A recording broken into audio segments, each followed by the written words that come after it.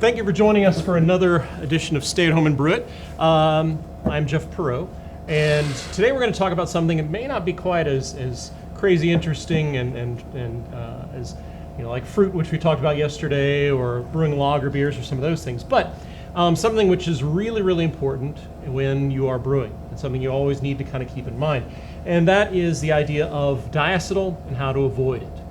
Now, okay, well, first off, what is diacetyl? Well, for those of y'all who've never experienced diacetyl before, I think all of us have been to a movie and had, popcorn, and sometimes you get the extra butter on it. Basically, diacetyl tastes and smells like movie popcorn butter. That's something which isn't that great in huge amounts, although it actually, some beer styles, a little bit of it is acceptable, but most beers, it's not something that you want to have in your beer.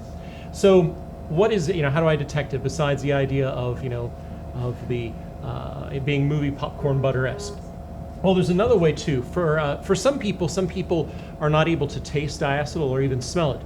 And for those individuals, what you can do is sometimes what you find is if there's diacetyl in a beer and there's not been some sort of an addition like a lot of oats or things like that, which can add kind of a creaminess to the beer, you'll notice that there is actually almost a slickness on your tongue that can be in there, and that is oftentimes a sign of diacetyl as well.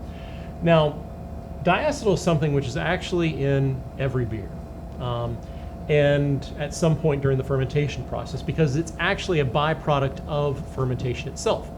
As the yeast begin fermentation or building up their stores and their cell walls and getting ready, very quickly they begin to produce chemicals that become diacetyl in your beer. Now, what can happen though is during the fermentation process, as fermentation is finishing, the yeast will normally consume the diacetyl, and then you won't even detect the diacetyl. Or if it's in a lager in which there's diacetyl that's produced, you do what's called a diacetyl rest. Now, some initial things that you can do to make sure you are doing the things, taking the steps necessary to make sure there's not diacetyl in your beer is, first off, make sure you have healthy yeast. Okay, so healthy yeast means preventing will prevent the overproduction of diacetyl. So that means oxygenate well. That means sometimes you need to make a starter, and that means sometimes you also may need to use a yeast nutrient in your beer as you're brewing it. All of those can help to reduce the possibility of having diacetyl in your beer. Now, there are certain strains that produce a lot of diacetyl. So if diacetyl is something you're trying to avoid, do some reading about the yeast and read if it's a particular strain that produces a lot of diacetyl. If it does, then be aware of that. And it may be something in which you need to be very conscious of it and make sure your yeast is healthy as can be, and then do something towards the end of fermentation called a diacetyl rest, so as to help the yeast to clean that up.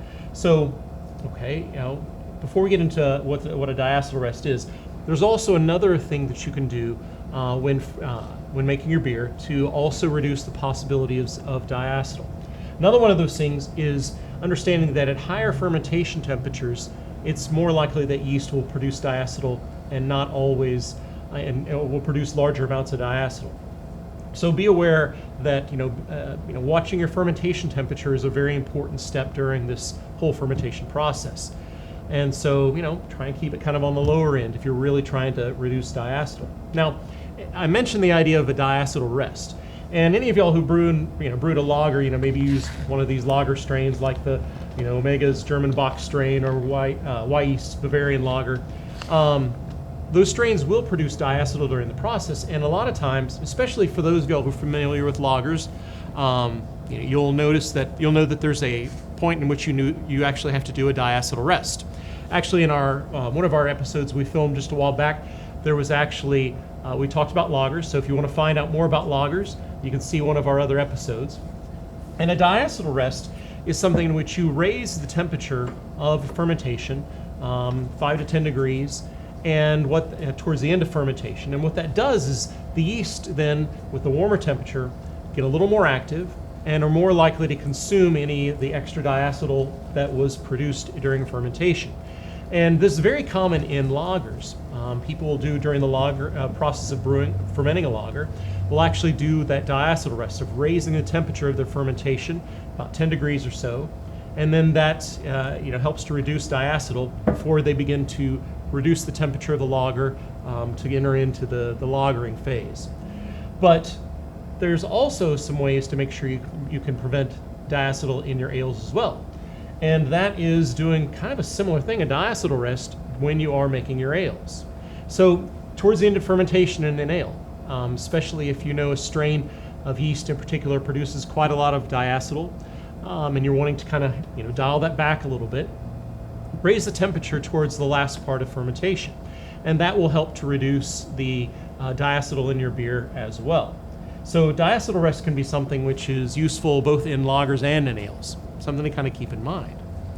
Now, diacetyl also can be a sign of an infection, and that's something that none of us want. So one of the important steps we take in reducing the production of diacetyl in our beer is sanitation. Make sure that you are sanitizing not only your fermenter, but then also your keg. You make sure your lines are clean. Make sure your bottles, if you're bottling, are sanitized. Your caps, all of those things.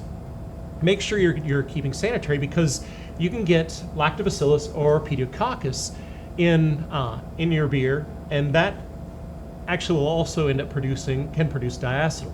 I didn't even think this was possible until actually it was years ago. I had a Czech Pilsner that I was really proud of, and I thought it was great. And I actually had it on tap. On tap, it was fine. And then I used the Blickman beer gun to actually bottle it all and sent it off for competition. And I got back this comment that there was diacetyl. I thought, that's weird. I tasted on tap because I still had it on tap. No diacetyl. And I had a couple of bottles that I had saved for the competition. Opened one, it was fine. And I thought, these judges, they don't know anything. Opened up another one the next day. It was a movie popcorn butter bomb. Tons of diacetyl in it, and I couldn't figure out what it was. And what it was in the course of bottling, I thought I was taking all the steps to be very clean and everything, and sanitize everything. But what ended up happening was there were a couple of the bottle caps that I remember, didn't get a whole lot of sanitizer on them, and that can be enough to cause an infection, such as pediococcus or lactobacillus. And both of those can produce diacetyl. So let's say you have your beer, and you're planning your beer, and you're planning your brew day, and you're wanting to say, okay, I'm brewing a beer in which I want to, I'm brewing ale, or you're brewing a lager, and I want to make sure there's as little diacetyl in here as possible. Again, for lagers as ales, you can do a diacetyl rest. Another thing you can always make sure is just make sure you're also really being sanitary about everything, from the moment your boil finishes all the way into the bottle. Make sure you're watching your sanitation. So, of those things, I don't know. Let's see if we have any questions. Diacetyl is one of those things you want to avoid, because again, it is not fun at all. It's not tasty. It does not make for good beer. Let's see, pull it up here, see if anybody has any questions. And I don't see any questions. So things to kind of keep in mind as we're wrapping up is make sure that you're being sanitary. Keep your sanitation, as you always should be very particular about it. Make sure that you are giving your fermentation ample time to finish. Sometimes people can rush their fermentation, and then you don't give the yeast time enough to clean up after towards the end of fermentation. So make sure you give it plenty of time. As I said, also maybe warm it up a little bit towards the end of fermentation. Become very familiar with the yeasts that you're using. If a particular yeast, and there's actually great information on whether it be Yeast's website or Omega or whomever you use, there's great information on those sites about whether certain strains produce a large amount of diacetyl or not. So become very familiar with those strains and whether diacetyl is produced. Ferment on the cooler side of things, and be very very careful about sanitation. So with that, as we've always told you, you're always welcome to call us if you have any questions here at Texas Brewing Inc. We're happy to help you out. We all want to help you make good beer, just like we all want to make good beer here too. So anytime we have any questions, please let us know.